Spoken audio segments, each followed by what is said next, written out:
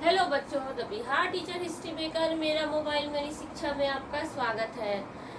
तो चलिए अभी हम लोग पढ़ रहे हैं इकाई 7 भौगोलिक आंकड़ों का प्रस्तुतिकरण।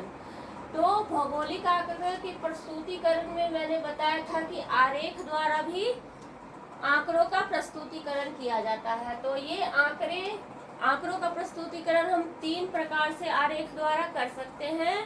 तीनों प्रकार मैंने बताया था। तो पहला प्रकार अभी हम इसमें देखेंगे रेखा ग्राफ। रेखा ग्राफ कैसे बनाया जाता है और उसकी तस्वीर भी मैंने यहाँ पर बनाई है, चित्र भी बनाया है। तो देखिए रेखा ग्राफ, जब आंकड़ों से विभिन्न वर्षों में, अच्छा इससे पहले हम लोग एक चीज समझे कि आंकड़ों के आधार पर आरेखों का चयन किया जाता है। आंकड़े हमारे किस चीज के हैं, किस प्रकार के हैं, तो उसी के अनुसार हम क्या आरेख का उपयोग कर सकते हैं। आसानी के कारण कि आसान किस में होगा, जैसे कि हम मृत्यु दर या जन्म दर या तापमान वृद्धि घटना, ये सब अगर हम करेंगे तो रेखा आरेख की आवश्यकता इसमें पड़ेगी। इसमें ज्यादा आसानी से हम दर्शा सकते हैं। तो आंकड़ों के आधार पर रेखा आरेखों का चयन किया जाता है, तभी आंकड़ों का सही प्रस्तुतिकरण हो पाता है। आरेख का चयन इस बात पर निर्भर करता है कि आंकड़ों की प्रकृति क्या है, उसका बनावट क्या है, वो क्या चीज का है। अब हम रेखा ग्राफ का देखते हैं कि किसे कहते हैं। जब आंकड़ों से विभिन्न वर्षों के उत्पादन, वर्षा, तापमान, आर्द्रता, जन्म दर, मृत्यु दर, जनसंख्या वृद्धि इत्यादि को दर्शाना हो तो रेखा ग्राफ का प्रयोग करते हैं हम। इसे एक रेखा द्वारा बढ़ना या घटाना दर्शाना आसान होता है कि इतने ईस्वी में इतनी जनसंख्या थी, इतने ईस्वी में कम हो गई तो वो नीचे आ जाएगा। तो इस तरह से हम इसमें देख रहे हैं, रेखा ग्राफ के इस चित्र में हम देख सकते हैं। जैसे कि मान लेते हैं कि हम किसी 4-5 वर्षों के जनसंख्या को देखते हैं कि कैसे वो बढ़ रहा है, घट रहा है। तो हम यहाँ पर इस चित्र में देख सकते हैं कि मान लीजिए कि हम वर्ष यहाँ पे 2, 4, 6, 8, 10 लिखा गया है और इधर लिखा गया है 5, 10, 15, 20, 25, 30।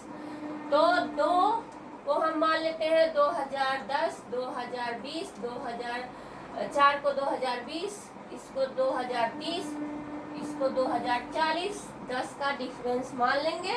और इधर वही जनसंख्या है 5, 10, 15, 20।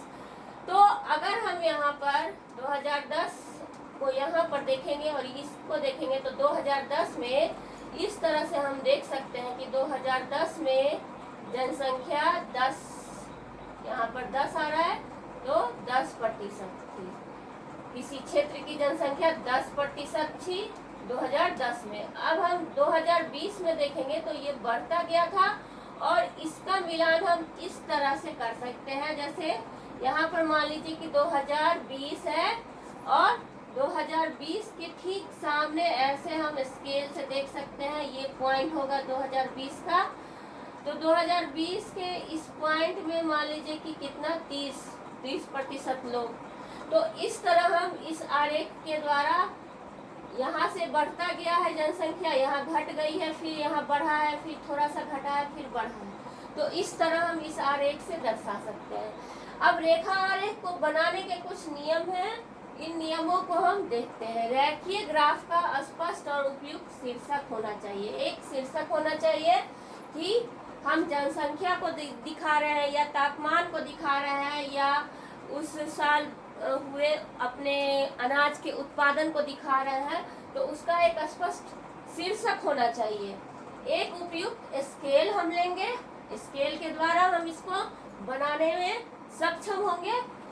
y अक्ष खड़ी रेखा पर स्केल 0 से आरंभ करना है, जैसे कि यहाँ हमने बनाया है y अक्ष और x अक्ष, और यहाँ पर 0 लेंगे। ये आपको मैथमेटिक्स में भी पढ़ाई हुआ होगा जरूर, ग्राफ बनाना। ग्राफ में अंकित बिंदुओं को सीधी या वक्र रेखा द्वारा मिलान करेंगे। जैसे कि यहाँ पर मैंने इससे मिलान किया है कि 10 तक आते आते यहाँ पे 10 है और यहाँ पे अगर हमको 45 पर मिलान करना है तो इस रेखा को इसके सामने और इसके सामने मिला देंगे। तो इस तरह हम समझ सकते हैं रेखाओं की मोटाई समान होनी चाहिए। ये नहीं कि यहाँ पर रेखा मोटी हो गई, यहाँ पे पतली, यहाँ पे मोटी, यहाँ पे पतली, ऐसा नहीं होना चाहिए। और महीने, वर्ष, राज्य आदि जो प्राकृतिक रूप से चीज है, खुला हुआ चीज है जिसे कह सकते हैं, आदि को एक्स अक्ष यानी कि यहाँ पर दर्शा सकते हैं। कितने महीने, 2 महीने में, 4 महीने में, 6 महीने में, 8 महीने में, 10 महीने में, ये यहाँ दर्शा सकते हैं। और उत्पादन, जनसंख्या, जनदर इत्यादि को हम वाई अक्ष पर यहाँ पर दर्शा सकते हैं। यहाँ पर जैसे कि जनदर 8%, 5%, 10%, 15, 20, 25, 30, 35, ऐसे मैंने इधर लिख दिया है। तो इस तरह हम रेखा ग्राफ बना सकते हैं। तो अगले वीडियो में हम इसका दूसरा भाग देखते हैं। रेखा भाग के बाद दूसरा अगले वीडियो में देखते हैं।